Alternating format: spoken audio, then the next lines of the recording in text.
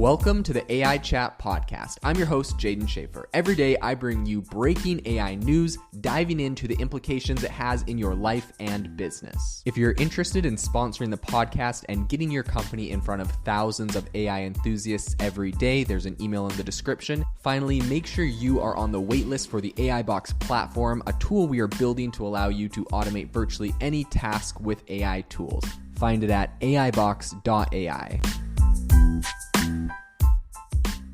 Have you ever wanted to start your own podcast? I record and publish podcasts on a platform called Spotify for Podcasters, and I absolutely love it. Essentially, you can upload from your phone or computer, and it distributes to every platform that plays podcasts. They support video podcasts, and you can make money on the platform with ads or even podcast subscriptions, something that has made my life so much easier as a podcaster. So if you're interested, I highly recommend you give it a try. You can download the Spotify for Podcast app, or go to spotify.com/podcasters to get started on your podcast today. If you go on Twitter recently, you will have noticed there is a ton of people who are currently claiming that GPT-4 is getting worse. And up until this point, right, this has been happening over the last couple months, but up until this point, it's been mostly anecdotal. A lot of people have been saying, hey, I used to be able to get it to answer this. It's currently unable to do that.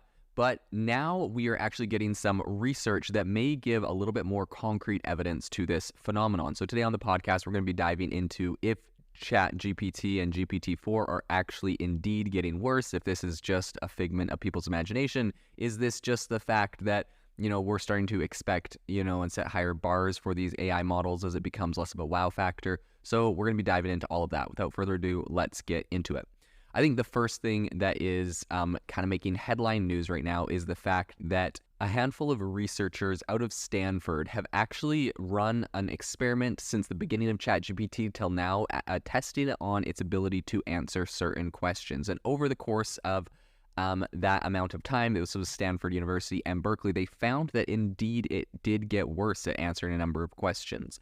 So essentially what happens is they showcased in the ARXIV preprint archive, and they suggested that GPT and its predecessor, which is GPT 3.5, are actually evolving backwards. So GPT-4's once really reliable ability to deal with complex mathematical queries, really reliable. It used to be terrible, then they fixed it to be a little bit better. But even that has been on a downward slope. So it's now managing to correctly solve about 2.4% of questions about prime numbers. It's some prime number math questions, and it can get it right about 2.4% of the time.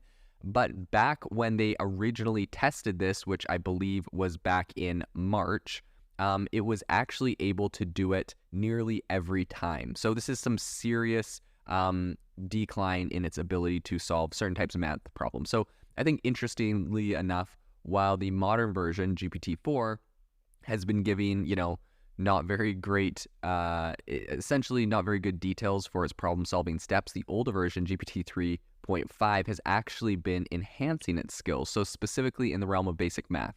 I still think that it is floundering when faced with more intricate code generation, of course, so that's not where it's great. But the online tech communities have seemed to be, debating this for quite a while on whether ChatGPT's, performance is indeed declining. So in the case of AI getting worse, people are asking, is this the AI getting worse or the users becoming more, discerning about its limitations? So some have even suggested that this perception might have contributed to the drop in engagement that we have. ChatGPT announced that from last month to this month, they did see a slight decline in engagement and usage of their tool. So a first for the application. That was the first time that this happened for the application since it was launched earlier. So GPT-4's most recent iteration seems to be really grappling with spatial reasoning and coding-related queries. So for instance, researchers put it through its paces with coding problems for LeetCode, an online learning platform for coding. And they found that the recent version could only produce functional code 10% of the time. So earlier this year, it was also tested, and it was able to execute successfully 50% of the tasks they gave it. So in a chat with Gizmodo, kind of did an interview with the researchers Matai Zaria and James Zhao, and they expressed their concerns about the bot's declining performance. So they mentioned that GPT-4's response now features more base text, and the code often requires more corrections. So I think this really has a big problem that it poses for the business. And for any businesses that are intending to leverage ChatGPT to help with code generation, it's also kind of an underlying issue that is associated with depending on a proprietary AI whose functioning remains largely unscrutable, right? Like, this is not very transparent how ChatGPT works. We can't see the code. It's not open source, in contrast to projects like Llama 2 out of Facebook, which they have announced they're going to be open sourcing and offering for free. And so I think this is something that this kind of has a bigger issue, which is the fact that if you go and get an API to an AI model because you test it and it can accurately, do what you need it to do, and all of a sudden this thing gets worse and worse over time, this is a big problem for any developers and any organizations that have embedded GPT-4 into their business, right? Like, I personally have software where we are using the API to GPT-4 and we're getting into all sorts of really cool stuff. But if GPT-4 is getting worse and worse, all of a sudden my customers are going to be getting worse and worse outputs. And this is a serious problem, right? Like, in reality, you should have one API to a tool. It should work. You should not be able to live update that tool. You should be able to make a new version, right? And I think a lot of this kind of happened when, OpenAI said, we're not going to be working on GPT-5. We're just going to work on fine-tuning GPT-4 and making it better and better and kind of refining that. But I think the issue is when you refine something that is live, if it's, you make some sort of small tweaks and inevitably it starts negatively impacting the overall thing. I think a lot of this might be the fact that they're trying to make this thing more performative, right? So it's obviously really expensive. If you have GPT-4, they only let you do 25 questions every 3 hours, I think, if you have premium. And the issue is, I'm sure they're like, well, let's make this thing as fast and snappy as GPT 3.5. But the problem is, inevitably, I'm imagining some of these performance enhancements they're trying to do are actually making the quality suffer. So this is a big problem. This is a big issue, especially for people that are embedding this into software. I think Zaharia, who's a professor at Stanford, he really emphasized the reliability challenges posed by integrations with these language models. But he also pointed out that the changes could be due to a shift towards more conversational patterns. So OpenAI's VP of product is Peter Welder, and he was countering these criticisms. And he said that ChatGPT is not dumber, but that its users are getting more aware of its limitations. So, you have this kind of, the researchers doing this are saying it's getting worse. OpenAI is saying, no, you guys are just becoming more aware of what it is unable to do. But I think, from the perspective of the researchers, they did the same benchmarks and the same tests over a course of months, and the tool performed worse. So I think that's, a pretty smoking gun in this case. I think these recent findings don't actually indicate any major overhaul beyond fine-tuning. And I think they don't suggest any deliberate, preference of GPT 3.5 over GPT-4, but still, I think the researchers recognize the potential impact of even small adjustments, which could really significantly alter the AI's response pattern. So, in response to this, Zaharia and Zhao are considering a broader study that encompasses challenges in other companies' language models as well, right? So they've done this for ChatGPT. It'd be really interesting to see this done on, Inflections AI and on Anthropic and a number of others as well.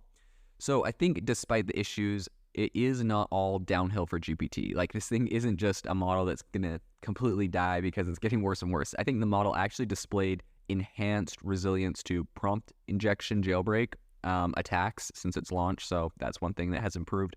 It's also been, it's also reduced its response to, some prompts that people would consider problematic, which is just, OpenAI trying to lock down their model more. And that, again, is, that's something that people could argue about the pros and cons. However, I think there are some concerns remaining about its ability to generate responsives that are really responsive, comprehensive, and actually accurate. It's not perfectly accurate. We know that. I think everyone knows that. You definitely have to fact check everything that comes out of it. I don't think that is a surprise to anyone. In any case, Zaharia is also an AI consulting firm executive, and he advocates for more transparency from OpenAI about the updates and changes to their models. I think this is an absolutely must necessity, right? Like, if you are if you are supplying this to customers who are embedding this into their products and you're making tweaks and changes live, you absolutely have to tell people what's going on. They need to be aware that they need to test this, right?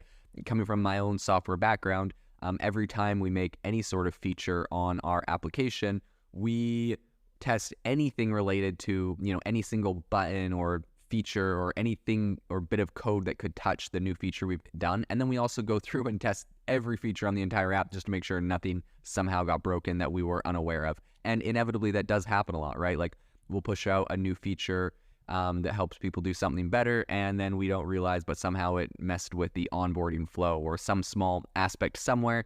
And so, you'll get a support request. Like typically you make one adjustment somewhere, it doesn't affect something too far away, but it does happen. It is possible. And I think the same concept applies to these AI models where you fine tune one area for something specific and you don't realize that it may inadvertently have caused harm or problems in another area of the model.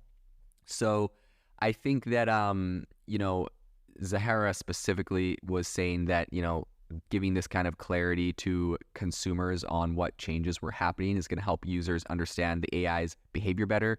Zhao, on the other hand, doesn't think users would welcome that kind of complexity to their, AI toy or whatever. He thinks it's just going to be too confusing if OpenAI is giving updates on what they're tweaking. But in any case, regardless of their opinions, given the increasingly heated discussion surrounding AI regulation and potential harms, I think it would be wise for OpenAI to offer some insights into its workings to help, its user base understand why their AI might be changing or doing things different. I think it's going to make a big impact, especially for businesses. I honestly think that's kind of a must so that we know what to test and if we need to make any tweaks. So this will definitely be something interesting to follow in the future. This episode is brought to you by Shopify.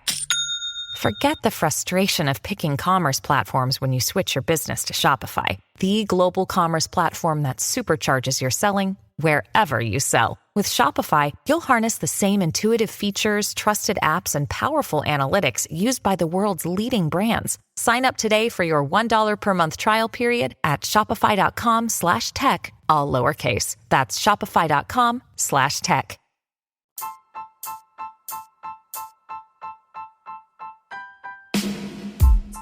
Thank you for listening to the AI Chat podcast. If you enjoyed this podcast, I'd appreciate it if you rate us wherever you listen to your podcast. And if you're looking for an innovative group of AI enthusiasts, make sure to check out our Discord channel and Facebook community. It's obviously a lot more interactive than a podcast where we can share software, tools, and prompts we're using in AI every day. I'll leave a link for those in the description below.